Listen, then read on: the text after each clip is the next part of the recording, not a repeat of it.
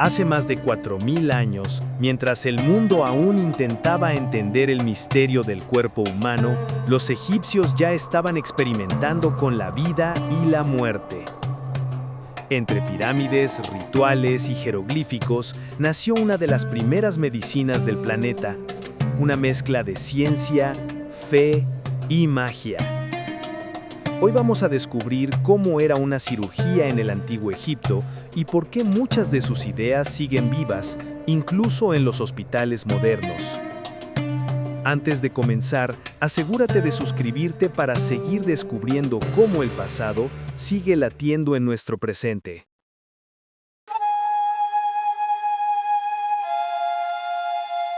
Los antiguos egipcios fueron auténticos pioneros. Ya practicaban medicina hacia el año 3300 a.C., mucho antes de que existieran la anestesia o el bisturí moderno. Comenzaron con lo más urgente: curar heridas de guerra, picaduras de escorpión y mordidas de serpiente.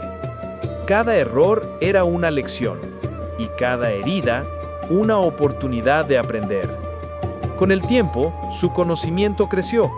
Aprendieron a suturar, vendar y desinfectar con plantas y aceites. Y aunque su esperanza de vida rondaba apenas los 34 años, sus avances marcaron la diferencia entre morir por una simple herida o sobrevivir. Hoy, cuando un médico aplica una sutura o limpia una quemadura, repite, sin saberlo, los mismos gestos que se practicaban a orillas del Nilo hace miles de años.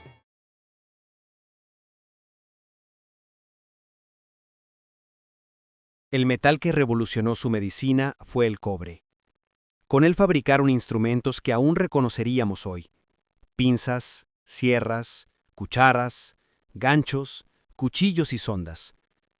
Eran toscos, sí, pero funcionales, e infundían sus vendas con hojas de sauce, ricas en un componente que siglos después daría origen a la aspirina. Mientras los médicos de hoy usan acero quirúrgico y bisturís de precisión, los egipcios trabajaban con sus manos, el sol del desierto y su fe en los dioses.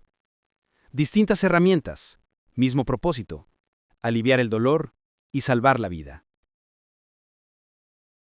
Los antiguos egipcios desarrollaron mucho más que medicina básica. También crearon las primeras prótesis funcionales de la historia, auténticos dispositivos ortopédicos miles de años antes de que existiera la biomecánica moderna. El hallazgo más conocido proviene de una momia descubierta cerca de Luxor, datada entre los años 950 y 710 a.C. El pie derecho conservaba un dedo gordo artificial hecho con madera pulida, cuero trenzado y fibras vegetales. El diseño incluía bisagras rudimentarias y tiras ajustables, permitiendo que la mujer pudiera usar sandalias egipcias tradicionales. El desgaste visible en el cuero demostró que la prótesis fue utilizada en vida y no creada solo para el ritual funerario. Pero este no fue un caso aislado. Otras excavaciones en el Valle de los Reyes revelaron fragmentos de piernas y brazos artificiales, elaborados con madera tallada y resina vegetal endurecida. Algunas piezas estaban unidas mediante nudos de lino, pasadores de cobre y cordones de cuero, mostrando un sorprendente conocimiento del equilibrio y el peso corporal.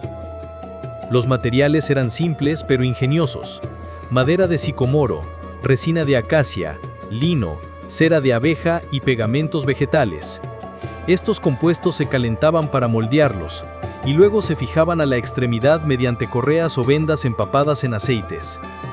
Los artesanos que las fabricaban solían ser los mismos embalsamadores y sanadores del templo, hábiles en anatomía y manipulación del cuerpo humano.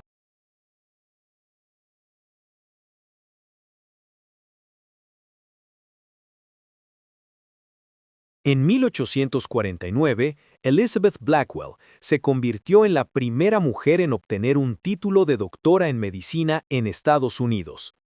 Pero más de 4000 años antes, Egipto ya había registrado a una mujer con ese mismo honor: Meret Ptah, la primera doctora conocida en la historia.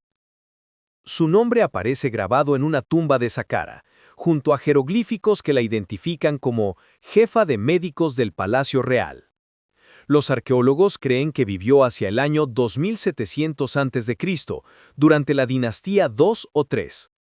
La grabación la muestra con un atuendo de alto rango y una paleta de escriba, símbolo del conocimiento.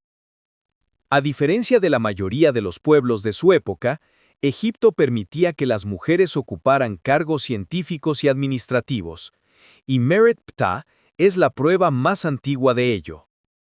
Ejercía la medicina en las llamadas casas de la vida, instituciones anexas a los templos donde los aprendices estudiaban anatomía, farmacología, cirugía y escritura jeroglífica.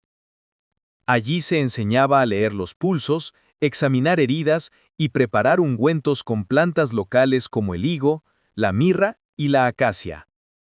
Se cree que Meret Ptah no solo practicaba la medicina, sino que también supervisaba a otros médicos, registrando síntomas y tratamientos en papiros médicos.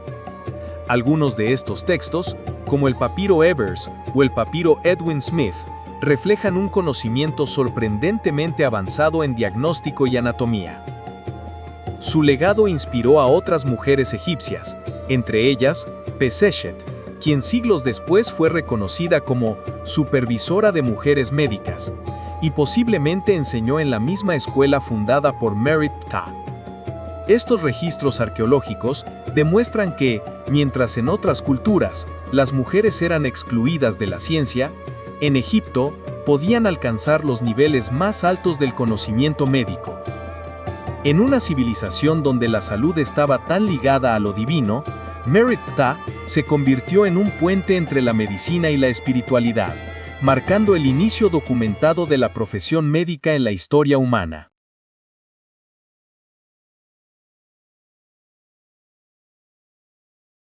El conocimiento médico del antiguo Egipto no se perdió entre las arenas del tiempo. Los griegos, siglos después, admiraron y estudiaron las prácticas de los médicos del Nilo, considerándolos maestros de la anatomía y pioneros en la observación clínica. Durante las expediciones de Alejandro Magno, los sabios helenos descubrieron papiros egipcios que describían tratamientos para fracturas, quemaduras, mordeduras y enfermedades internas. El más célebre de estos documentos es el papiro Evers, con más de 700 fórmulas médicas basadas en plantas, minerales y procedimientos quirúrgicos. Otro, el papiro Edwin Smith, revela conocimientos anatómicos tan precisos que algunos historiadores lo llaman el primer tratado de cirugía de la humanidad. Los egipcios practicaban suturas con lino, reducían fracturas con férulas de madera y elaboraban prótesis con cuero y metales blandos. Pero lo más sorprendente era su enfoque científico. Observaban los síntomas, registraban los tratamientos y ajustaban sus métodos según los resultados. Esa mentalidad experimental se convirtió en la base de la medicina griega. De hecho, Hipócrates, siglos más tarde, retomó la idea egipcia de que la enfermedad no provenía de los dioses, sino del cuerpo humano y su equilibrio.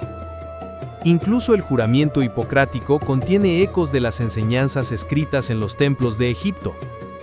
Hoy, muchas de esas piezas se conservan en museos de El Cairo, Londres y Berlín.